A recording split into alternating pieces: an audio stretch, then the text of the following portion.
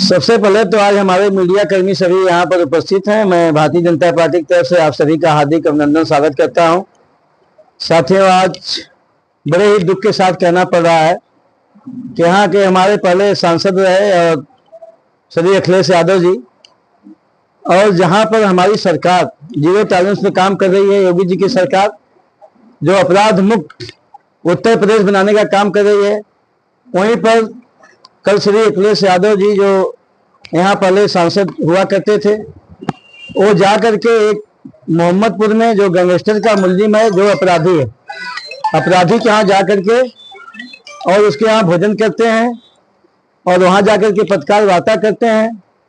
इस पर भारतीय जनता पार्टी कड़ी आपत्ति करती है।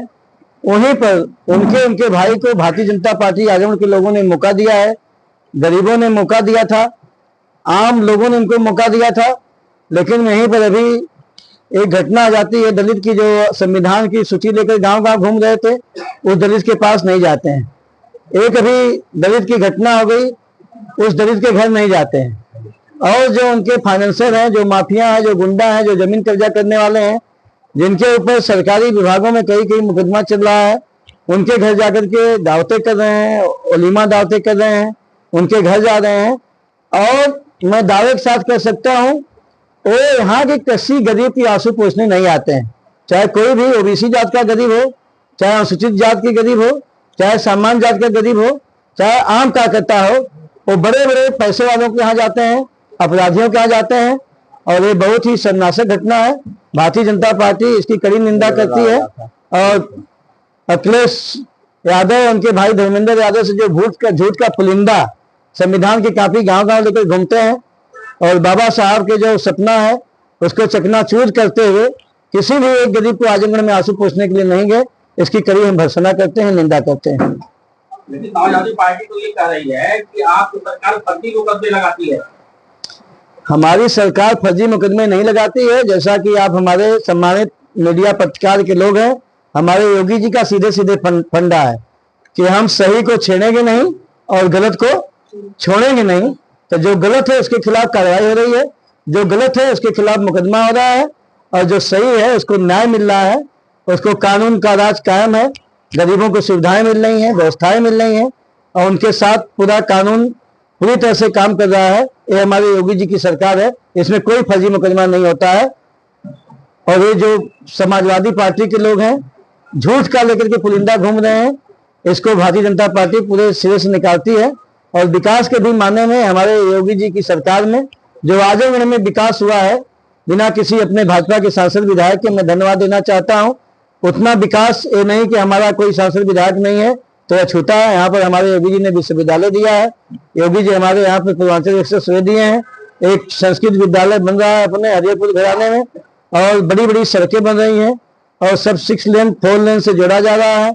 आजमगढ़ एक अपने आप में अटल वहाँ विद्यालय बना है गरीबों के लिए, जिसमें अपने श्रमिकों के लड़के पढ़ेंगे। तो आजमगढ़ में हमारे पूज्य महाराज जी की सरकार बहुत काम कर रही है, आजमगढ़ का बहुत विकास कर रही है, और अपराधियों का यहाँ धीरे धीरे खात्मा हो रहा है।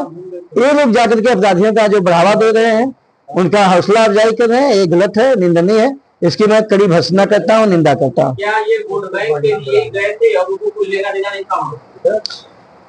उनको किसी विकास से, किसी गरीब से कोई लेना देना नहीं है।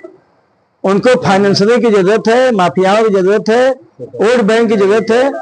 एक जाति के यहाँ वोट बैंक आकर के आजमगढ़ बढ़ा रहे हैं, और किसी जात बिरादरी के यहाँ वो आंसू पोंछने किसी भी दुख सुख में नहीं गए हैं, किसी के शादी ब्याह में नहीं गए हैं। जब भी जाते हैं अपने जाति में जाते हैं, और जो इनके बंधु हैं टोपी वाले, इनके यहाँ जाते हैं। और बाकी वो कहीं आज तक आजमगढ़ में उदाहरण है न हो गए, न इनके भाई गए, तो मैं पूरे दायरे के साथ कह सकता हूँ। इसलिए गरीबों के साथ सीधे छलावा कर रहे हैं, आजमगढ़ की जनता के साथ सीधे छलावा कर रहे हैं, और इनका कोई गरीबों से लेना देना नहीं है, आम जनता से लेना देना नहीं है। इनके बड़े बड़े भूमाफियाओं, अपराधियों, पैसे वालों से इनको मतलब वहीं जाते हैं। हम आजमगढ़ को अपना मानते हैं।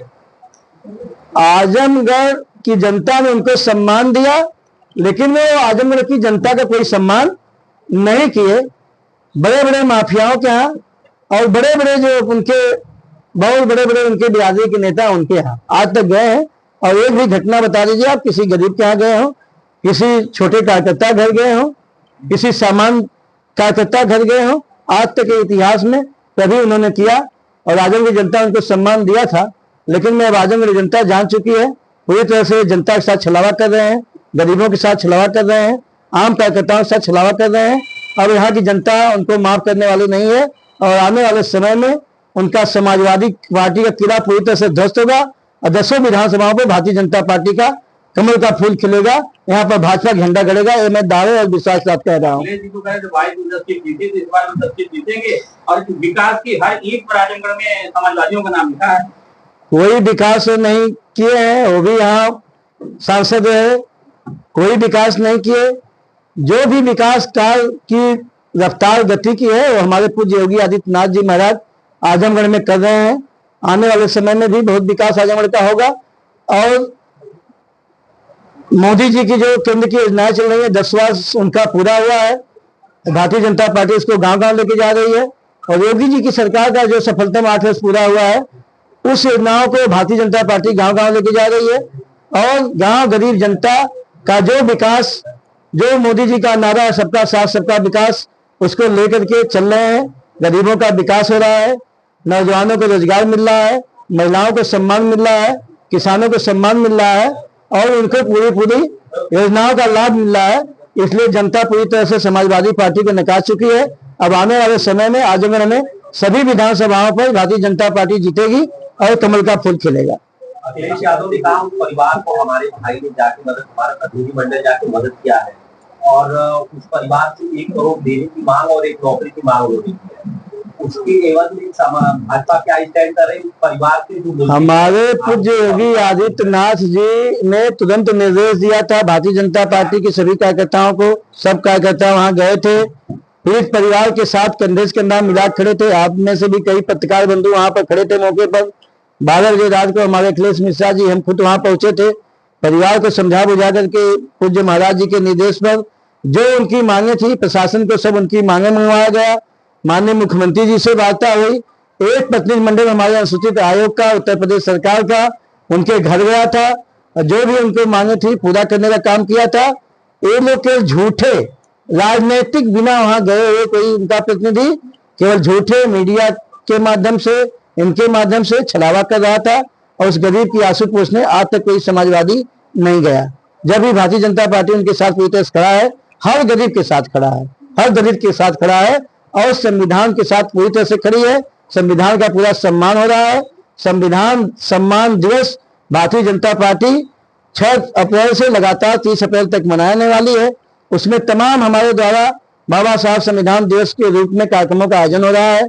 अभी एक अनुसूचित समाज की बड़ी गोष्ठी होगी यहाँ पर 23 तारीख को आने वाले समय में, और भी तमाम कार्यक्रम है। गांव-गांव संपर्क अभियान, मूर्तियों पर भी आपने देखा पूरे भाजपा के लोगों ने सम्मान दिया है। तो बाबा साहब का जो सपना था, अंबेडकर जी का जो सपना था कि दलितों, शोषितों, वंचितों का उद्धार हो, गरीबों का कल्याण हो, उसको मोदी जी हमारे पूरी तरह से पूरा कर रहे हैं और जनता के अंदर धीरे धीरे विश्वास पैदा हो गया है। पुलिस वाले अभी बाहर घूम रहे हैं और परिवार को आप लोग आर्थिक कितनी मदद देने की बात कर रहे हैं, वहाँ पे उस परिवार के साथ किस तरह से न्याय किया जाएगा? परिवार की पूरी मदद हो रही है। हमारे पूज्य महाराज जी की सरकार उसकी मदद कर रही है, भारतीय जनता पार्टी मदद कर रही है। हम लोग पूरी तरह से उनके साथ हैं। जो भी उनकी आवश्यकता है सब उनको पूरा किया जाएगा, उनकी मदद किया जाएगा। एक सवाल ये है कि अभी आपके निखिल राय युवा मोर्चा के नेता हैं, धरने बैठे हैं एनडीएम के खिलाफ, उनके साथ दुर्व्यवहार हुआ है, ये एनडीएम नहीं, धरने पर नहीं बैठे हैं वो, कुछ गए थे काम से और कुछ बातचीत हुई है, उसको भारतीय जनता पार्टी गंभीरता से लेगी। उसमें जिलाधिकारी महोदय, कमिश्नर महोदय से बात होगी और किसी भी कार्यकर्ता के खिलाफ हमारा कोई भी दुर्व्यवहार करेगा अधिकारी, उसको भारतीय जनता पार्टी कतई बर्दाश्त नहीं करेगी। दूसरी घटना है, जनार्दन सिंह गौतम जिला में मुकदमा दर्ज कराया गया। आज एक और युवा मोर्चा के पदाधिकारी के साथ दुर्व्यवहार किया जा रहा है। तो क्या अधिकारी बेलगाम हो चुके हैं क्या? नहीं, बेलगाम नहीं है, कुछ उनकी निजी हरकतें हैं एसडीएम की, उस पर जिलाधिकारी महोदय से बात होगी। जो भी उनकी अगर इस प्रकार से गलत हरकतें होंगी उसको भी हम लोग बातचीत करेंगे। अभी हमारे युवा मोर्चा के अध्यक्ष से बातचीत हुई है, अभी डीएम के यहाँ गए हैं लोग, फिर आएंगे यहाँ कार्यालय पर, उनसे बातचीत होगी। अगर कोई भी हमारे कार्यकर्ता के साथ दुर्व्यवहार किया करेगा तो उसको कतई बर्दाश्त नहीं किया पाया जाएगा, चाहे उसके लिए जो करना पड़े भाजपा को। सर